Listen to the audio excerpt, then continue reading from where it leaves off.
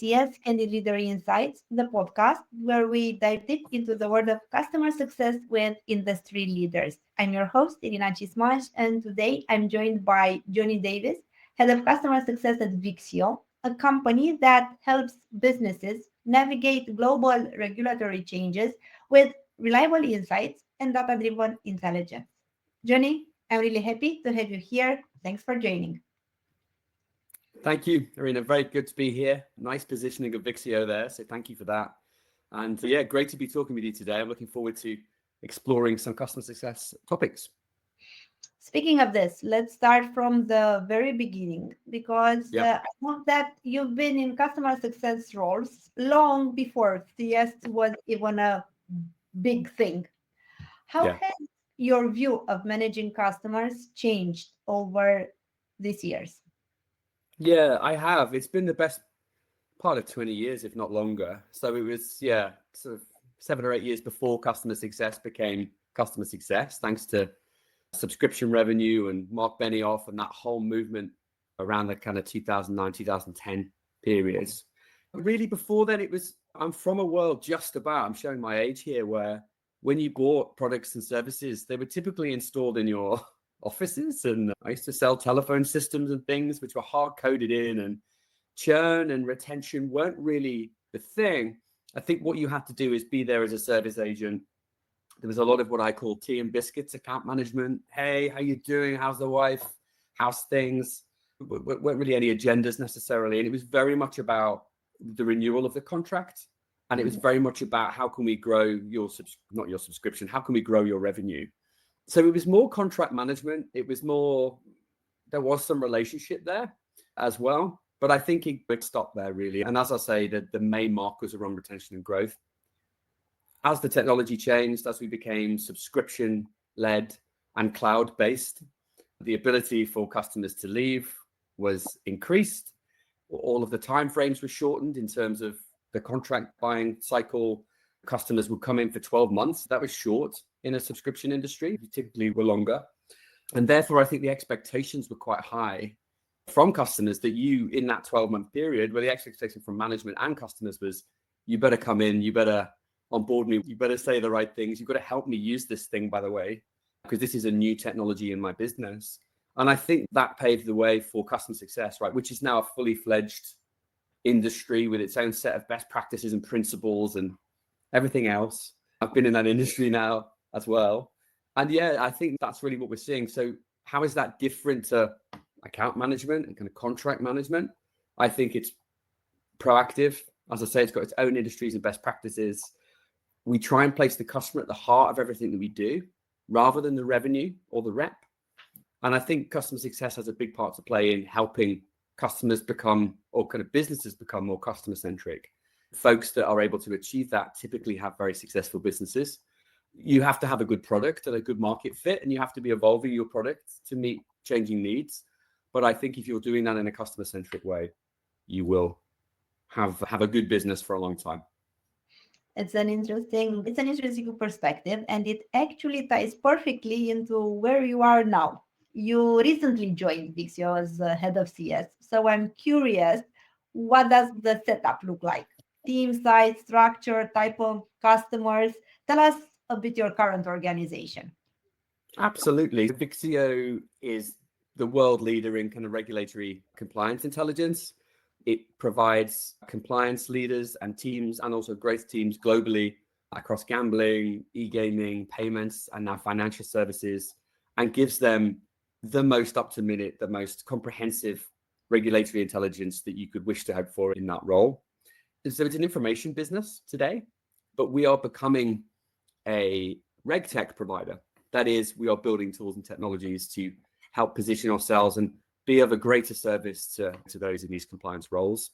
So we're at a really interesting time in our life cycle, in our development. And I've inherited a team of 5 customer success managers, mainly in the UK. There's one over in the US, and then around 8 account managers as well. Again, one in the US, the rest over here in the UK. Working with small individual compliance consultants, right up to some of the biggest brands you could hope to work with who have very busy compliance teams on a global basis. Just a bit about the makeup of the team. I think the customer success team I inherited was like a support kind of function. They were called client value specialists. They were serving the account management team and helping them book meetings and provide data. They were demoing and training customers on how to use the product, and they were raising cases for their product as well. So felt maybe a bit more like a support function. So in the 7 months that I've been there, 8 months maybe, I've looked to try and make their role a little bit more vital, putting more emphasis on the customer journey, owning that as a process, not all of the steps, but making sure a customer on board and really being the sort of periscope, looking above and beyond the quarter that we're in. So Q1 onwards, as we are now, to help pave the way for the account management team, who are very much the commercial agents who own the relationship in that sense.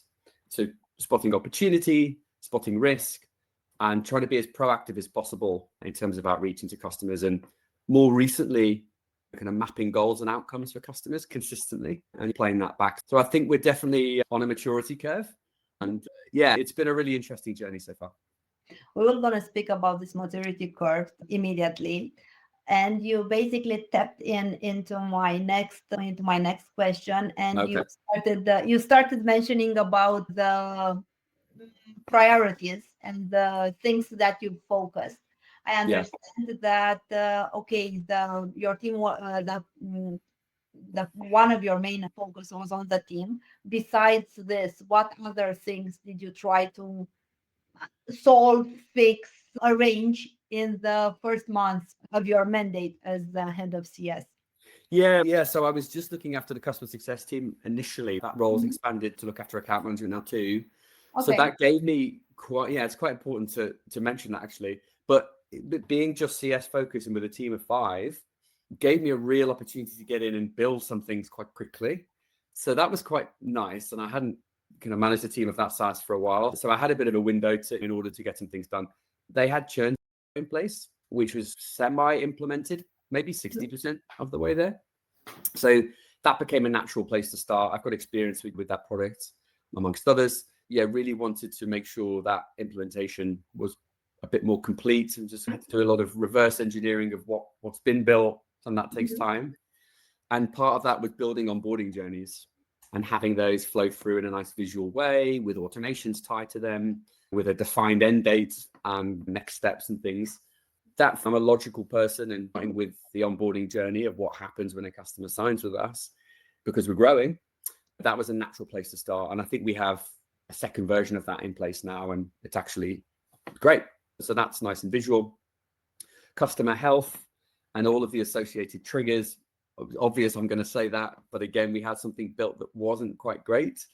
It was built in a way that wasn't that useful, perhaps. That has been redeveloped and is more useful, but has an opportunity to improve some more, which I'll be doing as I hit the new year.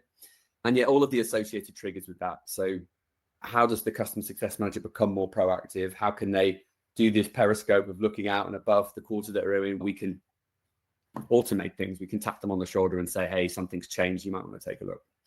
And then, and then the other part I've already talked about, which is developing the CS function and trying to raise their importance, vitalness within the business.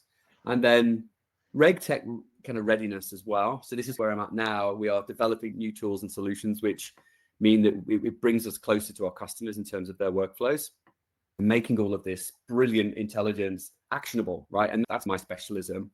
I'm from that world in AppFollow. At Brandwatch, it was about taking huge data sets and turning those insights into actions that turns into value for the business. So I'm at the sort of beginning of that new journey. Now we have these basics in place, and yeah, it's really exciting. But and that will be much more.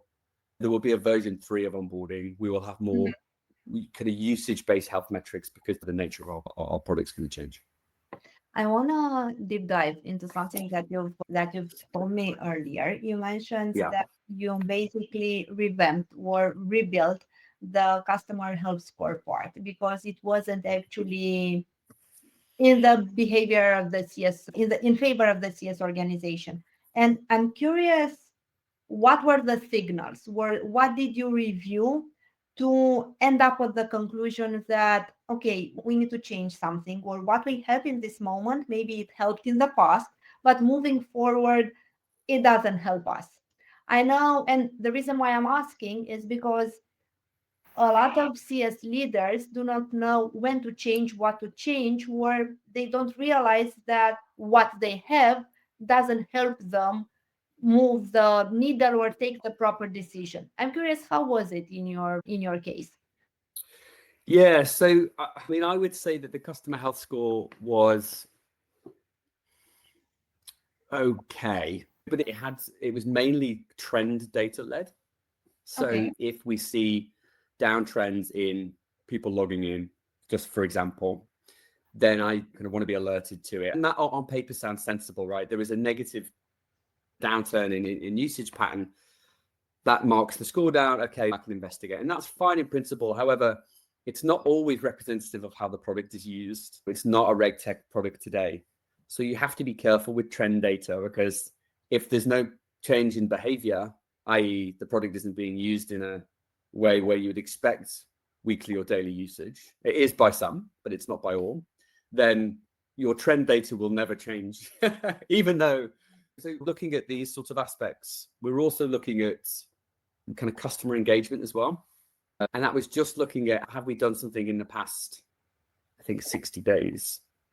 And I thought, well, it's not, I don't want to just know about 60 days. So I increased the metric to look at all kind of meaningful activities. So not customer demos, but renewal calls, QBRs, analyst services where we're in and consulting with the business. They all fell under the bracket of meaningful calls. And I said, actually, rather than last 60 days, I'm going to have last 90 and next 30. So for anything that's booked in the future. And then I had this 4-month rolling window now, which is a much more practical way of understanding the near and far engagement on an account. And I think those things have really improved the score. And then I think that the other thing I've looked at, so we do still have some trend data in. I've also included email opens into that trend data mix as well, because that can also be an interesting proxy. And I had to get all of that data mapped in, because if a customer is more of a newsletter and kind of information consumer via email, it's important to see the trend data there too. And then I looked at, if a customer hasn't logged in more than 10 days over the last 40, then that will actually give quite a harsh score, because that is something really important to note. And it could just be use case, but I want to see every customer that has logged in 10 times or less over the last 40 days, and like kind of 25% or less, because that's probably something to investigate. So that's how it changed.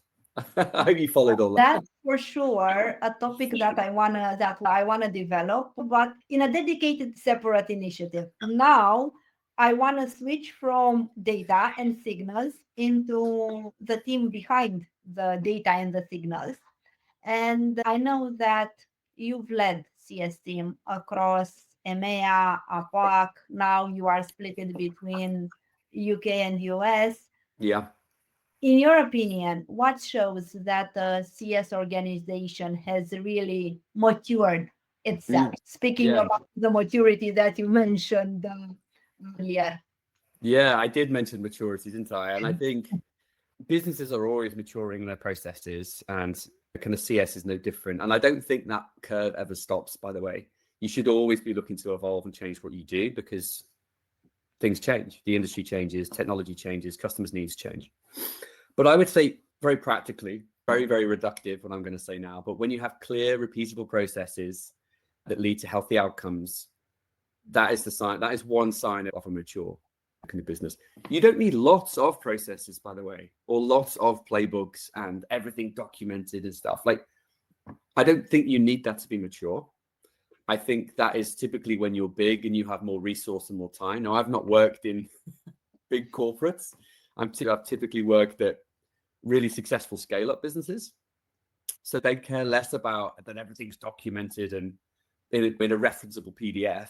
You know, we have some of that, of course, for critical things. But I think as long as you have clear, repeatable processes that are documented somewhere that you can follow as a team, I think that's a big one. You want to be finding efficiencies, definitely automating things, definitely starting to think about and implement things at scale. So it doesn't have to be too techy, but you are starting to implement some AI into your workflows. I think that would be definitely a sign of a maturing function. That could be around data analysis. That could be around automated follow-ups and email writing. Start simple. Customers start to see you as a valuable partner, I would say. Mhm. So you have matured your focuses and your team to such a place that they are starting to show up differently and be perceived differently by the customer. I would say that's a biggie, and that's hard. But when you can shake off your I'm just another account manager from another vendor, of which you've got 10 or 15 of, maybe more, and you can start to elevate your position, I think that's definitely a sign. And that's because people like us. They don't miss meetings with us. They speak to us in forums such as this. They come to events. They advocate. There's lots of signs we can look for. And then I think finally, cultural alignment within the team. So everyone feels connected. Everyone's clear on their mission, and people are motivated to do a good job. Like when you're not in the room, or when the customer's not in the room, or when they're on their own, and that all takes time. That definitely takes time. That last piece. So yeah, they're my answers. I have to follow up. Oh, how do you decide what to standardize and where to stay flexible with customers? That's my first follow up. And then I'll do another. Okay, so where to standardize and where to remain flexible? Yes, what does it require having a process and what not? Yeah, What you can say, okay, I'll treat it per customer. yeah. I would say you just need to stay aware and alert in your business of how customers and products and the market develops. I think as long as you are disciplined enough to zoom out mentally from what you're doing and not just be churning through data and contracts and conversations with customers and staff, then you will see patterns start to emerge, which will eventually coalesce into a decision, right? Because you've heard it here, you do some triangulation and you think, actually, there is something here that we need to make into a process or that we need to formalize. That's a very vague answer, but I think it's having the discipline to be able to step back and see the big picture. As I say, I'm not necessarily a fan of making everything a playbook or putting overly complex processes in place. Like, I'm much more of the kind of keep it simple school of thought. But there are certainly, I've also worked in businesses where flexibility and creativity are encouraged, and I really encourage that. So I think there is a balance to be struck where you want certain processes on things that are emergent and important, where you're seeing patterns against, but I think I always want to leave some flexibility for creative thought and some autonomy, because I want my team saying to me, hey, I've seen a pattern myself and I want to go try this. And I'm like, excellent, let's do that. And we've had great processes like office hours initiatives, one-to-many webinar ideas that have exactly come from this. And then we build, and then we trial it for a quarter. Then we measure it. How's it gone? Is it leading to better outcomes in some way? And then we'll build a process after. A quarter is always a good length of time. The second follow-up I want to do around AI, because I cannot, and I'll go back after you answer me the AI. I'm going to go back and dive into the balance that you were mentioning. But when it comes to AI, I'm curious, because you said that you have to embrace it and you have to incorporate it into the daily routine. Can you share some examples or give the audience some idea of how do you personally or your team use it? Because I know that we try to use it. We don't know necessarily how to use it, how to adopt it. Is it only, where does AI also mean summarizing the, I don't know, the calls after the transcript calls after, or do you also try to do, okay, a bit more? And how much do you rely into the predictive analytics and the AI part? Because as we know, okay, if you have the wrong data, the wrong conclusions comes in, and Absolutely. it can hallucinate. So curious, how do you strike the balance when you are using the AI part? Yeah. And look, for full disclosure, I wouldn't say we're using AI that much today, simply because it's a fairly straightforward business and we're not overwhelmed by tasks and things like that. However, it does make sense to use AI kind of email editors, right? In order to try and help kind of summarize the meeting you just had and therefore what the follow-up needs to be. You can then edit that, then you can send that through. So that's definitely an area that we're using AI in. We use a call recording software as well, which is growing in sophistication. And we have a bunch of AI tools coming down the pipe in terms of that. Automated CRM filling, huge win, automated call coaching, that sort of thing, or call goals, basically. And then we are exploring, but not live yet, with the ability to assess all of our textual data around the customer, whether that's a survey, a call recording, opportunity notes. What else do we get from customers? There's lots of data. We have data from the sales team. We have ability to assess and provide like a relationship score, almost like a sort of sentiment analysis against some harder metrics of usage. I think is a really interesting dynamic to have a look at, because you might miss things or it might validate something that you're already thinking. So they are the ways in which we're using AI today. But a lot of what we do is actually just automation. This is what I mean. It's like something has or hasn't happened, or something's reached a certain point and a trigger is met. And that sends an email to someone, either a reminder or it sends an email directly to an account. Done in the right way, that can be super powerful. And when you combine AI and automation, that's where I hope to get to, we will have, a potentially much more powerful kind of operation there. But I feel like we're wandering into territory of maybe a different, AI automation is something that I wanna dig deeper with you, but not today, because exactly. I wanna go back to the balance part. And I know that just by striking the right balance between helping and selling, at previous companies that you've worked, you basically managed to transform the CS organization into a growth engine. And I know that you managed to hit the revenue objective, let's call it, through expansion. And I want to ask you, how did you do that? I want to share that story to the audience of how did you transform not at the current company. I know that it was in the past. So how did you push the expansion without actually, I don't know, selling it so obvious to the audience? Yeah, it's a great question. And you said something right at the beginning of this question, which was selling and helping. Exactly. And they are the key words here, because helping is selling. And I think I'm of the school of thought that I'm in business, you're in business, we have products to service and sell. Our customers are in business too, and they have products and services to sell, but perhaps they're different. So I think from the outset, we should be clear with customers that, look, once we've helped you enough and we can demonstrate value and we're like best friends because you're getting massive value from our products and services, we are going to come and talk to you about other things, right? We want to increase the value that we deliver to you because we are innovating. We're building cool products that our customers are asking us to build, right? We're not just making this stuff up. And I think let's make that clear. Let's set our intentions clearly at the start of a relationship. You don't have to sell them, but tell them that we will be talking about that. And then we set up, and it comes back to what I was saying about the customer success role.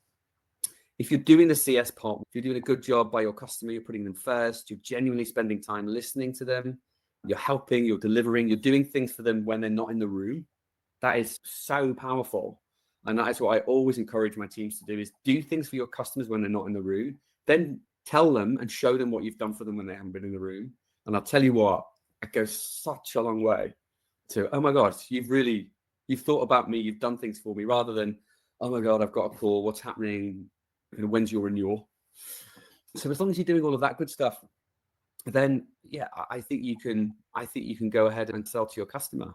But you do have to make sure you're paying attention to the signals, like all of the data we've talked about. If that's unhealthy, or you haven't mapped a goal, or you have but they haven't achieved anything, or you can't evidence that, think twice, because you don't want to sell your way out of a potential problem.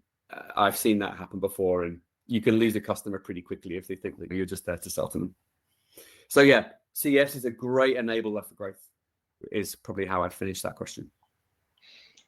I think that we didn't talk enough about the team and the people, that I see them as an enabler to all of those things, because even if you have the data and you have the perfect data and you have the knowledge, you don't have the bandwidth to implement everything if Mhm. you're running it alone. So you always need a team behind. So I'm curious, what's your secret to keeping people motivated and growing, especially under pressure? Because yes, can involve a lot of pressure in different moments of time. Absolutely. And pressure's everywhere. Every month, every quarter, there are pressure points. Every new product launch, every big customer churn, every big customer onboarding, every merger or acquisition event, or new investor, all comes with pressure.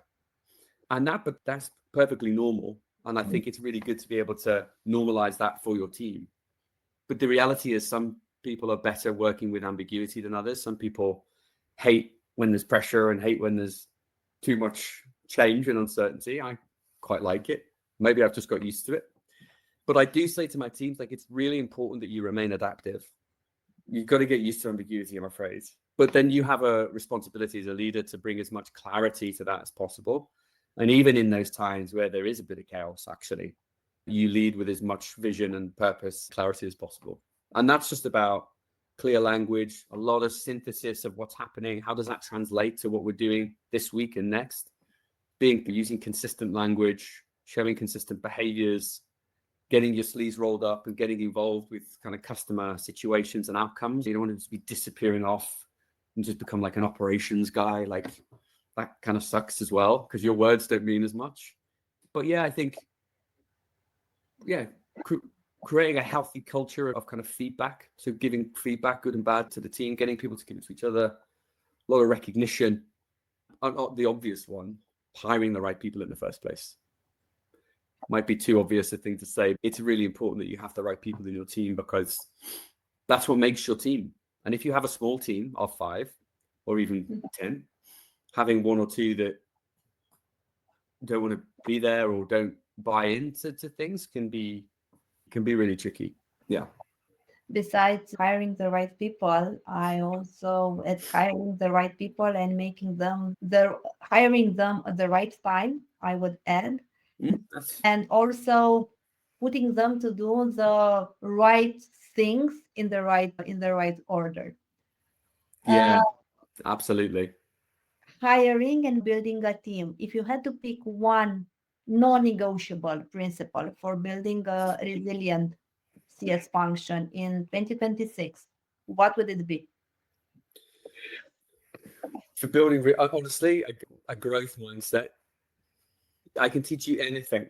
I can teach you how to have different skills and different products, kind of methodologies, approaches. But having a growth mindset is something you can cultivate and develop.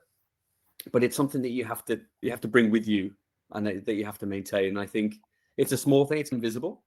It sits within us. But I think if you've got the right mindset, then anything can be possible, which feels very philosophical, but it's just so true. I've seen people with growth mindsets develop into fantastic career professionals and have gone on to do great things just because they allowed themselves to, and they were able to take some ambiguity. They're able to adapt well.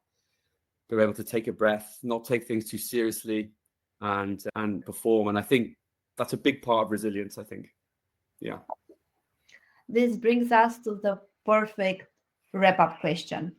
Okay. If someone's just stepping into their first head of CS role, what's the one piece of advice you'd give them?